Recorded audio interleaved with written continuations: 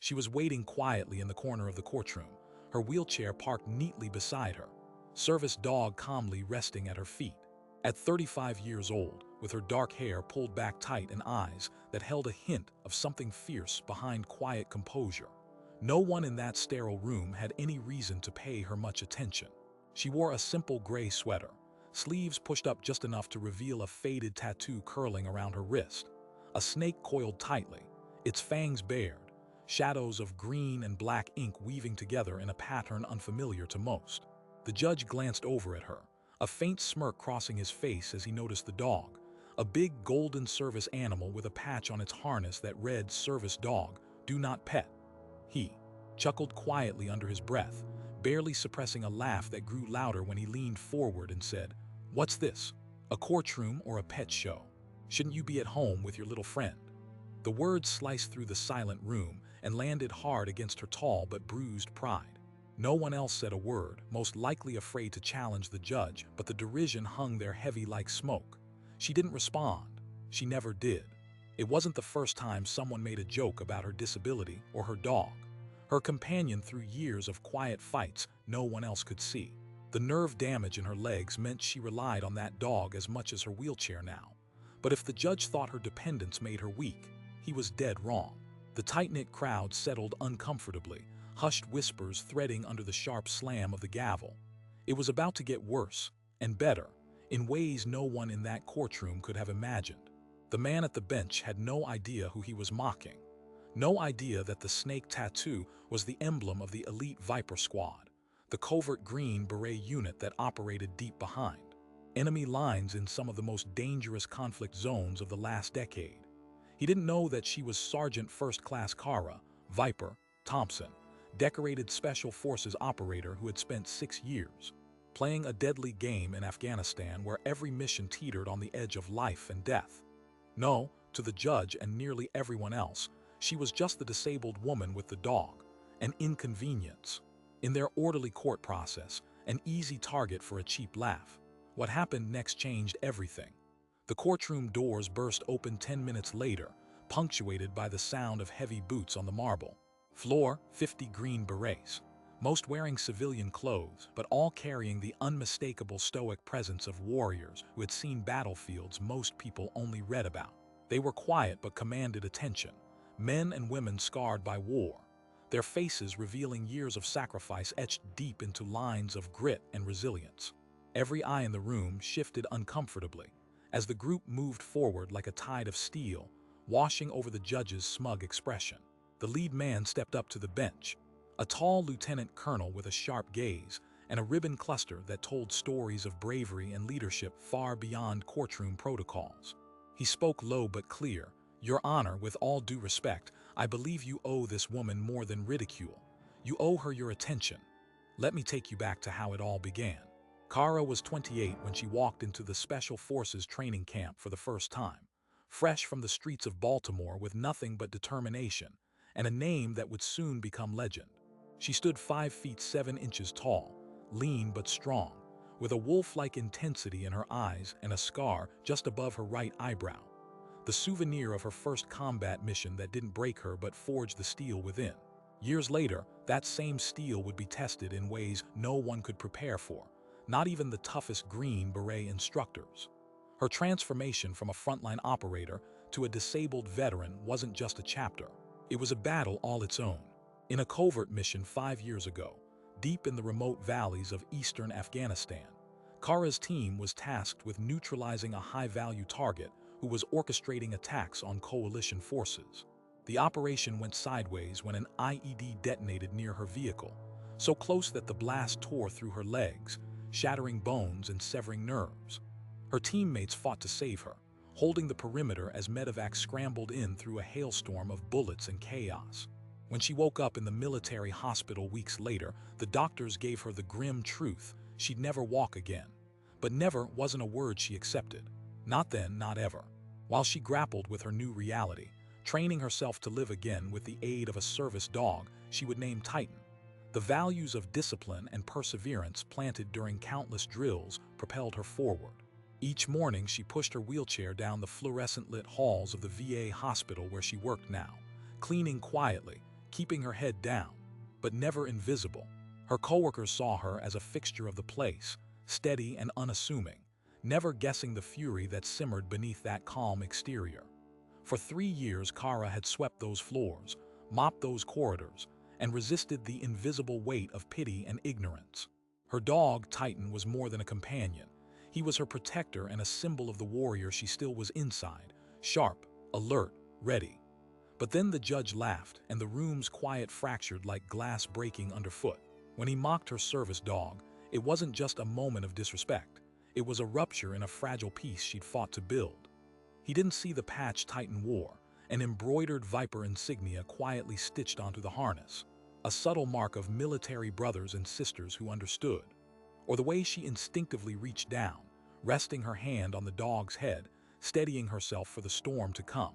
The prosecutor was the first to break the silence, clearing his throat and shifting awkwardly. "Your Honor, I think we should proceed." But before the judge could cut him off, the courtroom doors swung open with authority so unmistakable it silenced everyone.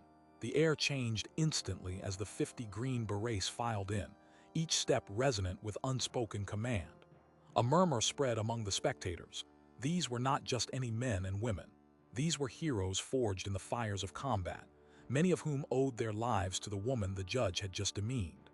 They fanned out, surrounding Kara protectively, their presence an unyielding shield against injustice. Lieutenant Colonel James Connor, leader of the unit, approached the bench with measured calm. His eyes locked onto the judge with the weight of truth uncompromised by protocol. "Sir, this woman is not merely a disabled veteran. She is Sergeant First Class Kara Thompson, known in the field as Viper. She served 3 combat deployments with the Green Berets, including Operation Ember Dawn, where she led a team that saved 23 soldiers during an ambush." His voice was steady, every word clear as a battalion's drumbeat. "Your laughter just moments ago was an insult not only to her, but to every soldier who served alongside her." The judge's face paled, confusion and intimidation swirling together. He hadn't expected this revelation, and the sudden weight of 50 highly trained soldiers filled the room with a power he couldn't dismiss. The whispered stories erupted quietly among the crowd, as some began recognizing the Viper tattoo, others recalling news of the heroic mission 5 years earlier that had been front-page headlines in military circles, but had never reached this courthouse. Kara sat still, composed as ever, but the faintest glimmer of satisfaction touched her lips. For years, she had endured the invisible battles of perception, the dismissals, the pity. Now the truth stood in the room, undeniable and fierce, backlit by the unwavering presence of those who had fought beside her, who knew the cost of courage. The prosecutor stepped forward, voice faltering but respectful. "Sergeant Thompson, it is an honor." "And your honor." He let the words hang in the heavy air before adding softly, "I think a moment of reflection is in order." As the weight of the moment settled, Kara's dog Titan nudged her hand, eliciting a rare smile from a woman who had survived more than most could ever imagine. The judge nodded, clearing his throat, visibly shamed but also awakened to the reality before him. It was only the beginning. What followed was a cascade of recognition and respect that would recount stories of bravery from embattled valleys to whispered tales of midnight rescues. The courtroom would transform from a place of mockery to a sanctuary of honor, where the scars and stories of a hidden hero would finally be seen and celebrated. But before that, before justice fully took hold, the real story of Kara, Viper, Thompson had to be told. Her journey from the dusty roads of deployment through the chaos of a grenade blast to the silent dignity of survival and the fierce love for her brothers and sisters in arms who refused to leave her behind. This is not just a story about a judge who laughed at a service dog. It is the story of a woman who fought battles both on the field and in the silence that followed, who carried the weight of sacrifice quietly, until 50 warriors stood up to say, "Enough." It's a story about respect, valor, and the long road to justice that honored a legend never meant to be forgotten. The silence in the courtroom was absolute, as Lieutenant Colonel James Connor's words echoed through the air like a drumbeat calling soldiers to attention. 50 Green Berets stood behind Kara Thompson, their presence not just a show of support, but a living testament to honor and brotherhood forged in battle. The judge, now visibly shaken, struggled to maintain his composure as the weight of decades of military discipline filled the room. Sergeant First Class Kara Thompson, call sign Viper, is not the woman you thought she was, Connor continued, his voice steady yet laced with undeniable pride. During Operation Ember Dawn, 5 years ago in the harsh mountains of Afghanistan, Viper led her team under a hail of enemy fire, orchestrating an extraction that saved 23 lives. Her actions that day were nothing short of heroic. The assembled crowd shifted uncomfortably, some whispering as the story began to settle over them like a veil lifting from ignorance. Kara, seated quietly in her wheelchair, tightened her grip on Titan's harness, her dog alert but calm, sensing the surge of vindication rising around them. The judge cleared his throat, swallowing hard, the smugness wiped clean from his features and replaced with dawning respect, and perhaps a hint of guilt. The prosecutor stepped forward, voice low but no longer dismissive.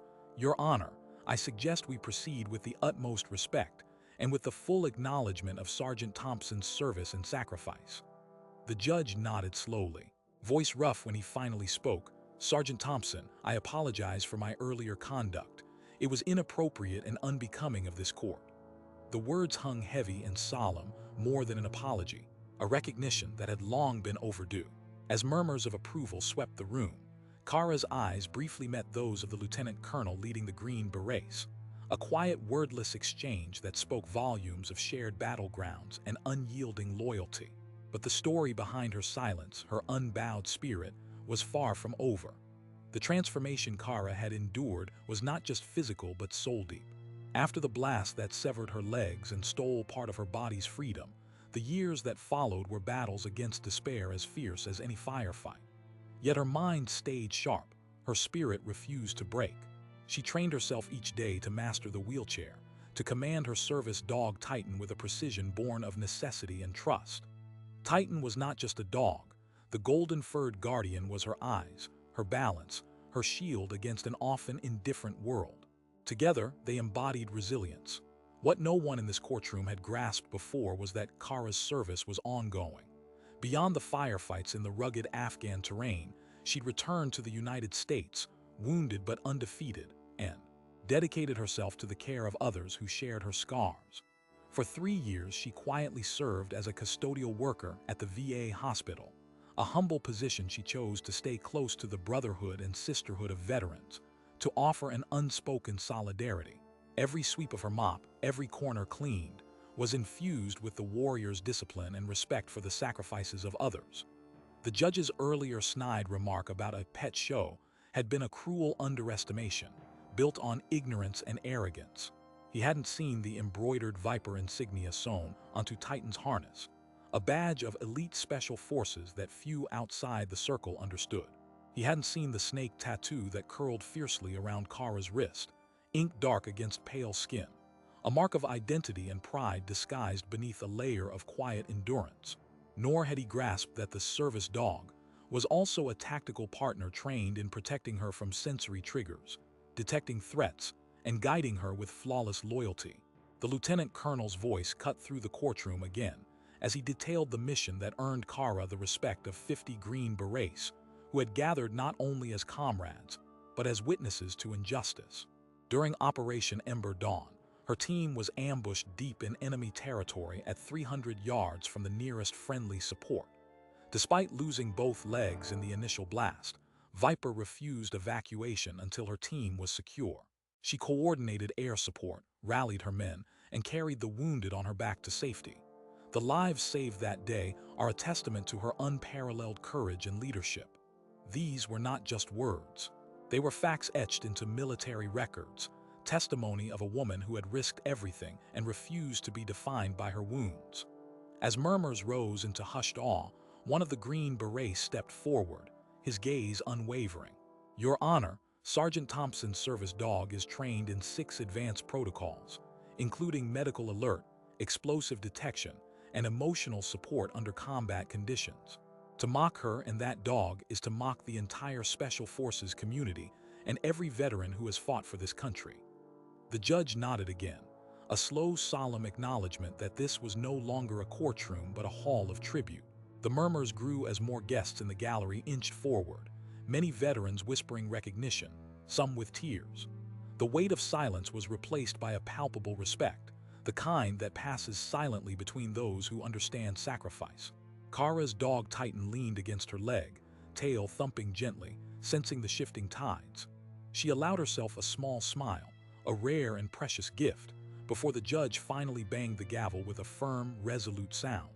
This court will ensure that Sergeant Thompson and her service dog Titan receive the respect and accommodations they deserve hereafter. And I promise this, any further disrespect will be met with strict consequences. Cheers quietly rose from the Green Berets, tightly controlled but heartfelt, a victory far greater than any the judge had imagined when he first mocked the dog.